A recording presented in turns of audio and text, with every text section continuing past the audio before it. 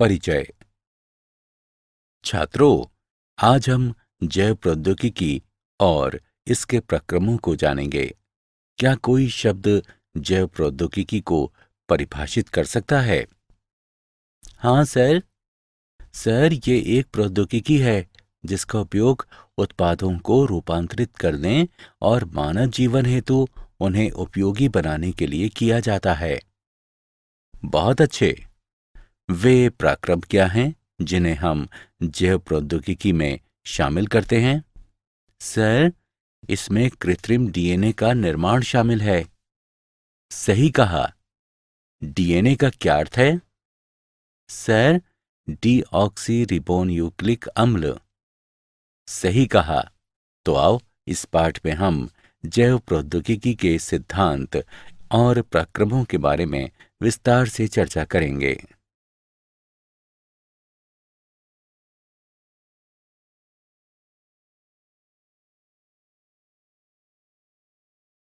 उद्देश्य।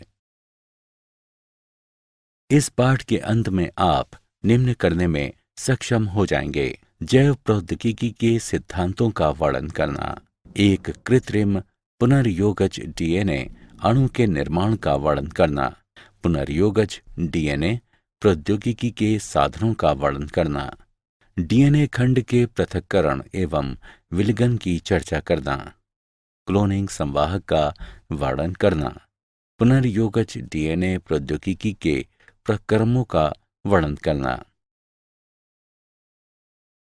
जैव प्रौद्योगिकी के सिद्धांत। जैव प्रौद्योगिकी एक तकनीक है जिसमें उत्पादों को बनाने या रूपांतरित करने, पौधों या जंतुओं में सुधार करने के लिए या विशिष्ट उपयोग हेतु सूक्ष्म जीवों का विकास करने के लिए जीवों का उपयोग किया जाता है। आधुनिक जैव प्रौद्योगिकी के विकास में निम्न दो तकनीकों का योगदान है: आनुवंशिक इंजीनियरिंग, आनुवंशिक पदार्थ की प्रकृति को बदलने की तकनीक, और या आनुवंशिक पदार्थ को अन्य परपोषी जीवों में प्रवेश कराकर इसके समलक्षणी में परिवर्तन करना। जैव प्रौद्योगिकी उत्पादों के निर्माण के लिए रोगाणु रहित दशाओं में केवल वांछित सूक्ष्मों या कोशिकाओं की अधिक संख्या में वृद्धि और गुणन को सुगम बनाने की तकनीक।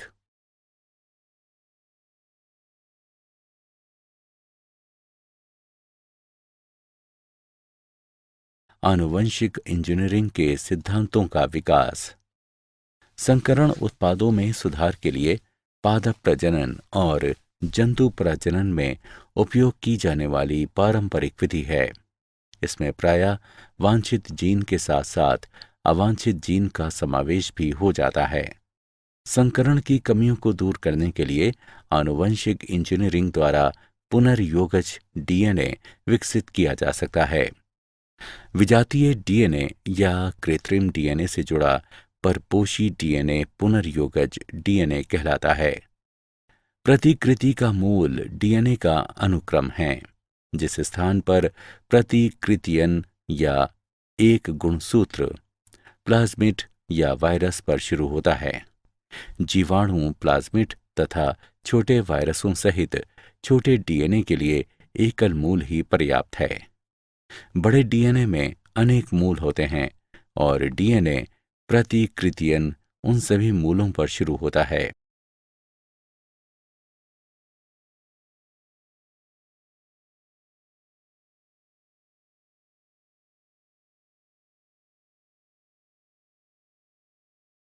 कृत्रिम पुनर्योगज डीएनए अणु का निर्माण। जब विजातीय डीएनए प्रतिकृति के मूल से जुड़ा होता है तो परपोषी जीव में डीएनए प्रतिकृति एवं गुणित हो सकते हैं। ये डीएनए क्लोनिंग कहलाता है। कृत्रिम पुनर्योगज डीएनए का निर्माण। प्लाज्मिड अतिरिक्त गुणसूत्र डीएनए हैं जो एक जीवाणु से दूसरे जीवाणु तक जीन या डीएनए स्थानांतरित कर सकते हैं। वे साल्मोनेला टाइफीमोरियम के प्लाज्मिड से प्रतिजैविक प्रतिरोधी जीन को प्रतिबंधन एंजाइम्स द्वारा काटकर अलग करते हैं। पृथक जीन डीएनए लीकेज एंजाइम द्वारा प्लाज्मिड से जुड़ा हुआ था। ये पुनर्योगित डीएनए पात्रे बनाता है जो प्रयोगशाला की दशाएं हैं।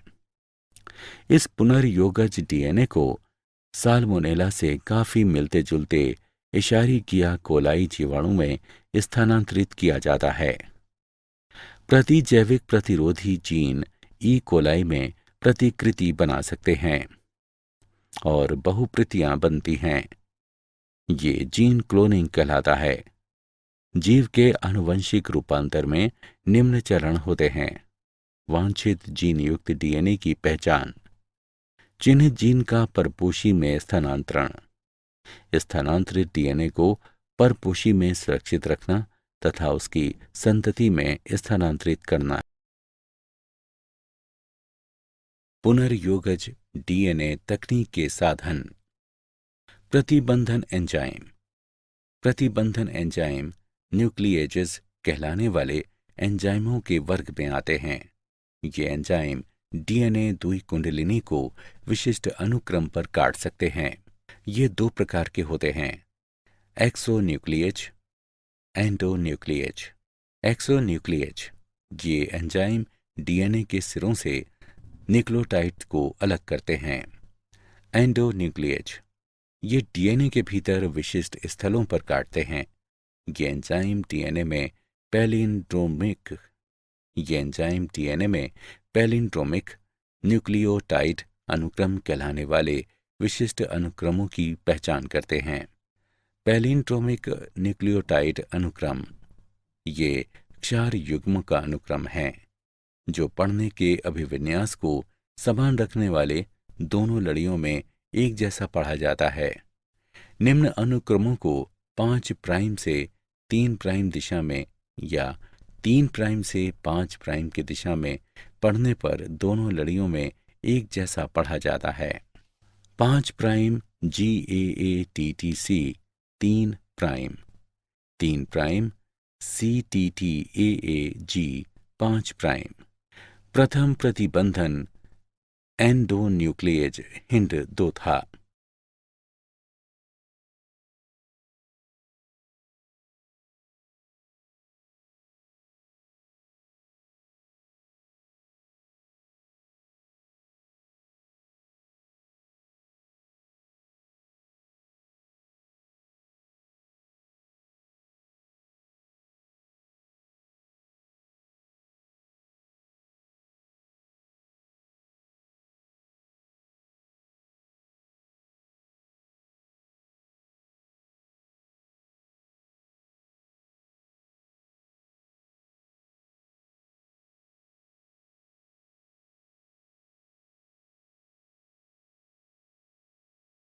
प्रतिबंधन एंडोन्यूक्लिएज एंजाइम की क्रिया द्वारा पुनर्योगज डीएनए के निर्माण में चरण। कुछ जीवाणुओं में प्रतिबंधन एंजाइम प्राकृतिक रूप से पाए जाते हैं और विषाणुओं के विरुद्ध रक्षा तंत्र के रूप में कार्य करते हैं। प्रत्येक प्रतिबंधन एंजाइम एक विशिष्ट स्थल यानी पहचान स्थल पर काटता है जहां न्यूक्लियोटाइड्स का एक विशिष्ट अनुक्रम पाया जाता है। प्रतिबंधन एंजाइम EcoR1 में निम्न पहचान स्थल होते हैं: GAATTC, CTTAAG। इसका अर्थ है कि EcoR1 इस अनुक्रम में केवल G और A के बीच काटेगा। चरण 1 EcoR1 के लिए पहचान स्थल युक्त डीएनए का एक खंड नीचे दिया गया है। चरण 2 EcoR1 डीएनए लड़ी को पहचान स्थल पर काटता है G और A के बीच। चरण 3 डीएनए लड़ी विखंडित हो जाती है। इससे खुले न्यूक्लियोटाइड्स या चिपचिपे छोर वाले डीएनए खंड उत्पन्न होते हैं। अन्य प्रतिबंधन एंजाइम उदाहरण के लिए हिंड 2 में सीध में काटता है और बंद न्यूक्लियोटाइड वाले डीएनए खंड उत्पन्न करता है। ये खंड अनासंजी सिरे कहलाते हैं। चिपचिपे सिरे और अनासंजी सिरे एक अन्य डीएनए एंजाइम लीकेज द्वारा बंधन कहलाने वाली प्रक्रिया में आपस में जोड़े जा सकते हैं। डीएनए लीकेज डीएनए की मरम्मत और प्रतिकृतियन में शामिल होते हैं। लीकेज का कार्य बंधन कहलाने वाली प्रक्रिया में डीएनए खंडों को पुनः जोड़ना है। डीएनए खंड 4 युग्म रेखण का उपयोग करके आपस में जुड़ जाते हैं। डीएनए के एक खंड के खुले न्यूक्लियोटाइड्स दूसरे डीएनए खंड के लिए 4 युग्मों द्वारा आकर्षित किए जाते हैं। खंड एंजाइम डीएनए लीकेज द्वारा जुड़े होते हैं, जो खंडों को उनकी शर्करा फॉस्फेट रीढ़ पर जोड़ते हैं।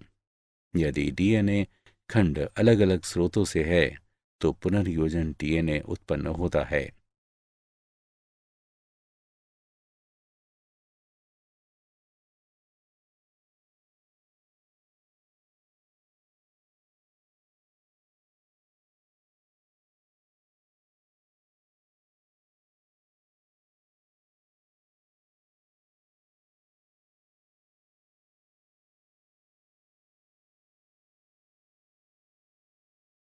डीएनए का उत्पादन।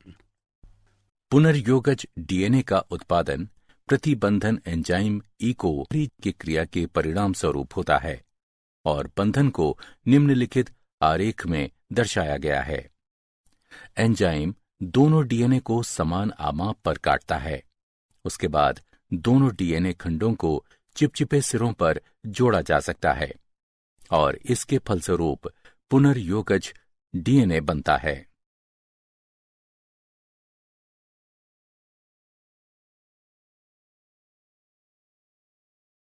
डीएनए खंड का पृथक्करण एवं विलकन।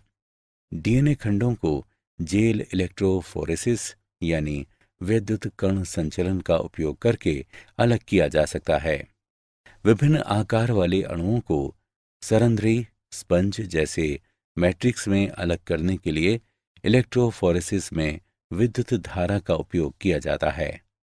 बड़े अणुओं की तुलना में छोटे अणु जेल रंध्रों से बहुत आसानी से गति करते हैं। फिल शाप्र, जो सैमब्रुक और बिल सागडेन ने अत्यधिक शुद्ध समुद्री घास से बने एगारोज जेल का उपयोग करके डीएनए इलेक्ट्रोफोरेसिस तकनीक विकसित की है। जेल को विद्युत प्रवाहित होने वाले लवण विलयन से भरे टैंक में डुबोया जाता है। पिपेट का उपयोग करके डीएनए प्रतिदर्श को एगारोज जेल में बने स्थानों में लाता जाता है। डीएनए प्रतिदर्श रंगहीन होते हैं, लेकिन शोधकर्ता नीले रंग की ट्रैकिंग डाई मिलाते हैं। इससे प्रतिदर्शों को लादना और जेल से होकर डीएनए प्रवासन को आंखों द्वारा देखना आसान हो जाता है। डीएनए रीढ़ में स्थित फॉस्फेट समूह ऋणात्मक आवेशित ऑक्सीजन लेकर डीएनए अणु को पूरी तरह से ऋण आवेशित कर देते हैं। विद्युत धारा में ऋणात्मक आवेशित डीएनए इलेक्ट्रोफोरेसिस कक्ष के धनात्मक ध्रुव की ओर चले जाते हैं। डीएनए अणु एगारोज मैट्रिक्स के रंध्रों की रेप्टेशन, रेप्टाइल जैसे सप्र की तरह की क्रिया द्वारा जेल से होकर स्थानांतरित होते हैं। दिए गए समय में छोटे डीएनए खंड बड़े खंडों की तुलना में तेजी से गति करते हैं और अधिक दूर तक जाते हैं। इस तरह डीएनए खंड एक एगारोज जेल में आमाप अनुसार अलग अलग किए जा सकते हैं।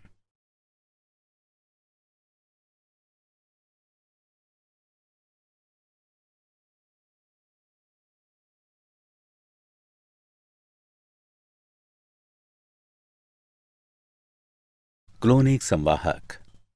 एक डीएनए अणु जो विजातीय डीएनए को एक परपोषी की कोशिका में ले जाता है, जीवाणु कोशिका के भीतर प्रतिकृति बनाता है और स्वयं की अनेक प्रतियां उत्पन्न करता है और विजातीय डीएनए क्लोनिंग संवाहक कहलाता है। क्लोनिंग संवाहक प्रतिबंधन एंजाइमों के लिए अगले महत्वपूर्ण साधन हैं। सामान्य क्लोनिंग संवाहक प्लाज्मिड और जीवाणु भोजी हैं। एक संवाहक में क्लोनिंग को आसान करने के लिए निम्न विशेषताओं की आवश्यकता होती है। प्रतिकृतियन की उत्पत्ति यानी मूल। यह एक अनुक्रम है जहां से प्रतिकृतियन की शुरुआत होती है और डीएनए का कोई भी टुकड़ा जब इस अनुक्रम से जुड़ जाता है तो अगली कोशिकाओं में प्रतिकृतियन कर सकता है। वर्ण योग्य चिन्हक। मूल ओरी के साथ संवाहक को वर्ण योग्य चिन्हक की भी आवश्यकता होती है जो रूपांतरजों और अरूपांतरजों की पहचान करने में सहायता करते हैं। उदाहरण के लिए एम्पिसिलिन, क्लोरैम्फेनिकोल, टेट्रासाइक्लिन आदि जैसे प्रतिजैविकों के प्रति प्रतिरोध क्रोडित करने वाले जीनों का वर्ण योग्य चिन्हकों के रूप में उपयोग किया जाता है। रूपांतरण ये एक प्रक्रिया है जिसके द्वारा एक डीएनए खंड को परपोषी जीवाणु में प्रवेश कराया जाता है।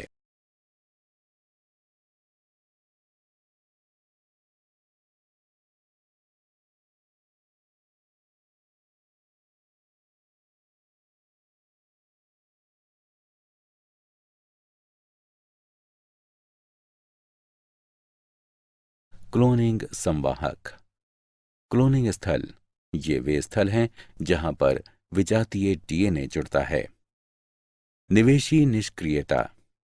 प्रतिजैविक प्रतिरोधी जीन का उपयोग करके पुनर्योगजों का चयन करना एक जटिल प्रक्रिया है, इसलिए एक वैकल्पिक विधि विकसित की गई है। इसमें रूपांतरजों, पुनर्योगजों और अपुनर्योगजों की पहचान क्रियाधार की उपस्थिति में रंग उत्पन्न करने की उनकी क्षमता के आधार पर की जाती है। इसमें एक पुनर्योगज डीएनए को ए ग्लैक्टोसाइजिस एंजाइम के अनुक्रम में प्रवेश कराया जाता है, जिसके फलस्वरूप एंजाइम निष्क्रिय हो जाते हैं और इसे निवेशी निष्क्रियता कहते हैं। इसलिए इस प्रकार के जीवाणु द्वारा नीला रंग नहीं प्रदान किया जाएगा, अपुनर्योगज नीला रंग प्रदान करेंगे। पौधों व जंतुओं में जीन क्लोनिंग हेतु संवाहक। जीनों को स्थानांतरित करने के लिए कुछ जीवाणु और वायरस का उपयोग किया जाता है। उदाहरण के लिए अनेक द्विबीजपत्री पौधों पर पाया जाने वाला रोगजनक एग्रोबैक्टीरियम ट्यूमीफेशियंस टी डीएनए कहलाने वाले डीएनए का खंड स्थानांतरित करता है और पौधों की कोशिकाओं को ट्यूमर अर्बुद में रूपांतरित कर देता है और अर्बुद कोशिकाएं रोगजनक के लिए जरूरी रसायनों का उत्पादन करती हैं। अब इस जीवाणु के टीआई प्लाज्मिड का उपयोग अपनी अभिरुचि के जीन को अनेक पौधों में स्थानांतरित करने के लिए किया जा सकता है। जंतुओं में पश्च विषाणु परपोषी कोशिकाओं को संबंधित कोशिकाओं में रूपांतरित करने के लिए अपने डीएनए को परपोषी कोशिका में स्थानांतरित कर सकता है। इसलिए पश्च विषाणु का एक संवाहक के रूप में उपयोग किया जाता है यदि हानिकारक डीएनए को अभिरुचि के जीन द्वारा बदला जा सकता है। सक्षम आतिथ्य यानी पुनर्योगज डीएनए के साथ रूपांतरण हेतु। डीएनए जलरागी अणु होते हैं, इसलिए इसे कोशिका झिल्ली से होकर गुजारने के लिए कोशिका को कैल्शियम जैसे द्विसंयोजन धनायन की विशिष्ट सांद्रता के साथ संसाधित किया जाता है। ऐसी कोशिकाओं को पहले पुनर्योगिज डीएनए के साथ बर्फ पर रखा जाता है, तब पुनर्योगिज डीएनए को उन कोशिकाओं में बलपूर्वक प्रवेश कराया जाता है। इसके बाद उन्हें थोड़े समय के लिए 42 डिग्री सेल्सियस पर रखा जाता है और पुनः इसे वापस बर्फ पर रखा जाता है। विजातीय डीएनए को प्रवेश कराने की अन्य विधियां सूक्ष्म अंतःक्षेपण और बायोलिस्टिक या जीन गन हैं। सूक्ष्म अंतःक्षेपण में डीएनए को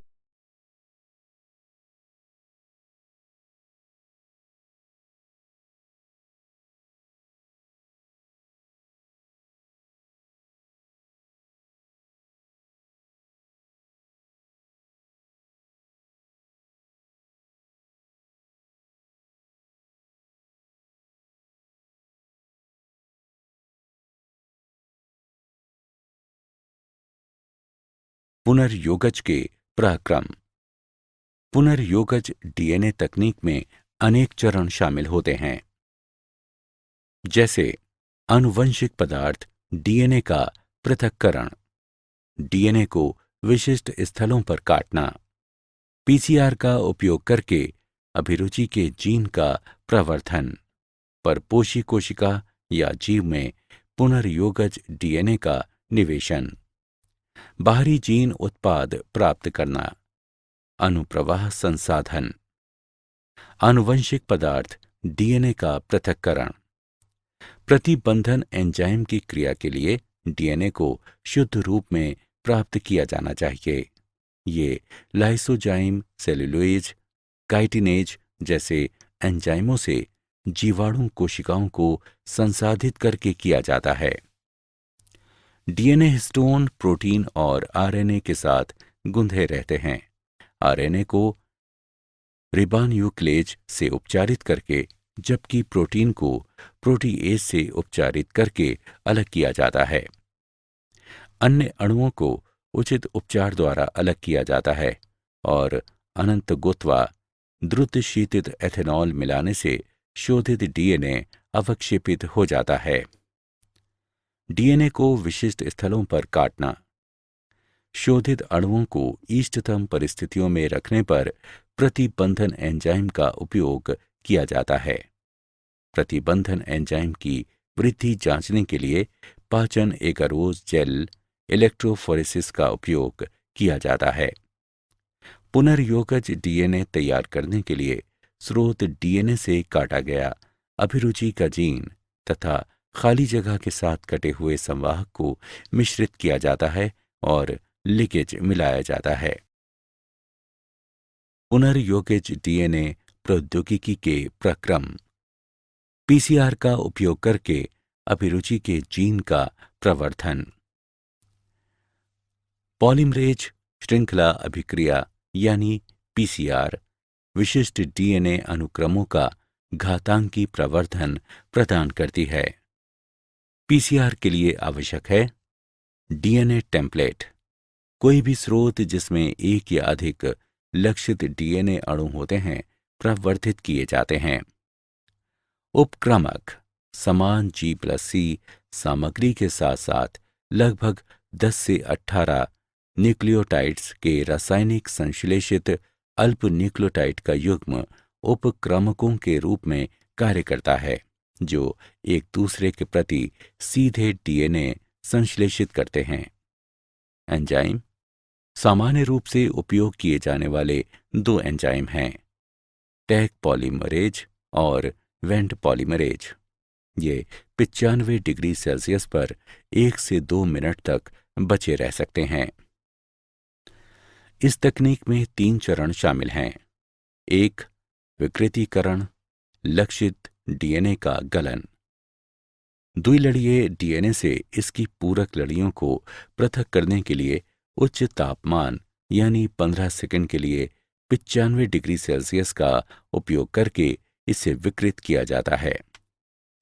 डीएनए संश्लेषण के लिए प्रत्येक पृथक एक लड़ीय डीएनए टेम्पलेट के रूप में कार्य करता है। 2. उपक्रामक तापानुशीलन। विकृत डीएनए लड़ियों के लिए 2 अल्प न्यूक्लियोटाइड उपक्रमकों का तापानुशीलन अतिरिक्त उपक्रमक मिलाकर और 60 सेकंड के लिए लगभग 68 डिग्री सेल्सियस तापमान कम करके किया जा सकता है। उपक्रमक हाइड्रोजन बंध बनाते हैं जो डीएनए अनुक्रम के दोनों सिरों पर डीएनए का तापानुशीलन करता है। 3. उपक्रामकों का विस्तार, बहुलकीकरण। डीएनए पॉलीमरेज उपक्रामकों को बढ़ाने के लिए उपक्रामक की बहुलकीकरण प्रक्रिया की शुरुआत करता है, जिसके परिणाम स्वरूप लक्षित डीएनए अनुक्रम की प्रतियों का संश्लेषण होता है। उपयोग किए जाने वाले 2 एंजाइम टैग पॉलीमरेज और वेंट पॉलीमरेज हैं। पुनर्योगज डीएनए प्रौद्योगिकी के प्रक्रम। परपोषी कोशिका या जीव में पुनर्योगज डीएनए का निवेशन। यदि पुनर्योगज डीएनए को जिसमें प्रतिजैविक एम्पिसिलिन प्रतिरोधी जीन स्थित होता है, ई कोलाई कोशिकाओं में स्थानांतरित किया जाता है, तो परपोषी कोशिका एम्पिसिलिन प्रतिरोधी कोशिकाओं में रूपांतरित हो जाती हैं। इस स्थिति में एम्पिसिलिन प्रतिरोधी जीन वर्ण योग्य चिन्ह कहलाता है। बाहरी जीन उत्पाद प्राप्त करना। विजातीय डीएनए जीन अभिव्यक्ति द्वारा वांछित प्रोटीन उत्पन्न करने के लिए प्रायः गुणित हो जाता है। जब प्रोटीन कूट लेखन जीन की किसी विषमजात परपोषी में अभिव्यक्त होता है तो इसे पुनर्योगज प्रोटीन कहते हैं। अधिक मात्रा में उत्पादों को उत्पन्न करने के लिए 100 से 1000 लीटर आयतन वाले बायोरिएक्टर का उपयोग किया जाता है। बायोरिएक्टर वृद्धि परिस्थितियों यानी तापमान, पीएच, क्रियाधार, लवण, विटामिन, ऑक्सीजन का उपयोग करके वांछित उत्पाद प्राप्त करने के लिए अनुकूलतम परिस्थितियां प्रदान करता है। प्रायः विलोडन प्रकार के बायोरिएक्टर का उपयोग किया जाता है जो सामान्यतः बेलनाकार होते हैं या जिनके आधार घुमावदार होते हैं। विलोडक बायोरिएक्टर में ऑक्सीजन उपलब्धता व उसके मिश्रण का काम करते हैं। विकल्पतः हवा बुलबुले के रूप में बायोरिएक्टर में भेजी जा सकती है। एक बायोरिएक्टर में निम्न घटक होते हैं: 1 प्रक्षोभक तंत्र, ऑक्सीजन प्रदाय तंत्र, झाग नियंत्रण तंत्र, तापक्रम नियंत्रण तंत्र, पीएच नियंत्रण तंत्र और प्रतिचयन प्रद्वार।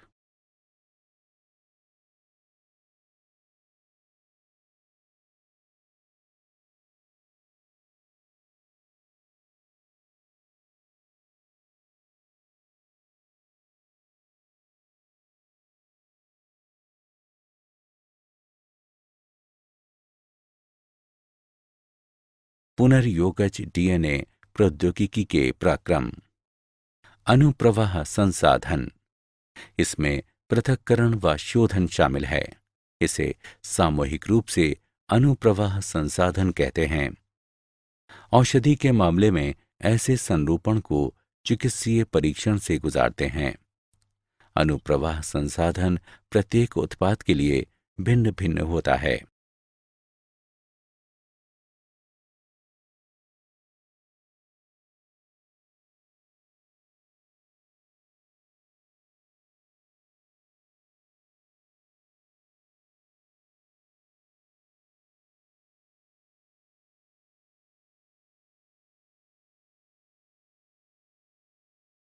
क्या आप जानते हैं आनुवंशिक रोगों से नवजात शिशुओं की मृत्यु के बारे में पहले से डॉक्टरों को ये पता कि इसके लिए कौन दोषी है चल जाता है। अब वैज्ञानिकों ने नियमित चिकित्सा देखभाल के लिए जीन मैपिंग के करीब पहुंचकर 1 सप्ताह के बजाय कुछ ही दिनों में उन शिशुओं के डीएनए के कुट लेखन का एक तरीका खोज लिया है। सिर्फ 50 घंटों में हम नवजात शिशु के जीनोम का विकोडन और व्याख्या कर सकते हैं। सारांश। आइए हमने जो कुछ सीखा है उसे संक्षेप में दोहराएं। जैव प्रौद्योगिकी एक तकनीक है जिसमें उत्पादों को बनाने या रूपांतरित करने, पौधों या जंतुओं में सुधार करने के लिए या विशिष्ट उपयोग हेतु सूक्ष्म जीवों का विकास करने के लिए जीवों का उपयोग किया जाता है। संकरण की कमियों को दूर करने के लिए आनुवंशिक इंजीनियरिंग द्वारा पुनर्योगज डीएनए विकसित किया जा सकता है। जब विजातीय डीएनए प्रतिकृति के मूल से जुड़ा होता है तो परपोषी जीव में डीएनए प्रतिकृति व गुणित हो सकते हैं। ये डीएनए क्लोनिंग कहलाता है। प्रतिजैविक प्रतिरोधी जीन ई कोलाई में प्रतिकृति बना सकते हैं और बहुप्रतियां बनती हैं। ये जीन क्लोनिंग कहलाता है। प्रतिबंधन एंजाइम डीएनए द्विकुंडलिनी को विशिष्ट अनुक्रम पर काट सकते हैं। पुनर्योगज डीएनए प्रतिबंधन एंजाइम को पुनर्योगज डीएनए प्रतिबंधन एंजाइम EcoR1 और बंधन की क्रिया द्वारा उत्पन्न किए जा सकते हैं। डीएनए खंडों को जेल इलेक्ट्रोफोरेसिस यानी विद्युत कण संचलन का उपयोग करके अलग किया जा सकता है। एक डीएनए अणु जो विजातीय डीएनए को एक परपोषी कोशिका में ले जाता है, जीवाणु कोशिका के भीतर प्रतिकृति बनाता है और स्वयं की अनेक प्रतियां उत्पन्न करता है और विजातीय डीएनए क्लोनिंग संवाहक कहलाता है। पुनर्योगज डीएनए तकनीक में अनेक चरण शामिल होते हैं। आनुवंशिक पदार्थ का पृथक्करण, आनुवंशिक पदार्थ यानी डीएनए का पृथक्करण, डीएनए को विशिष्ट स्थलों पर काटना, पीसीआर का उपयोग करके अभिरुचि के जीन का प्रवर्धन, परपोषी कोशिका जीव में पुनर्योगज डीएनए का निवेशन, बाहरी जीन उत्पाद प्राप्त करना, अनुप्रवाह संसाधन,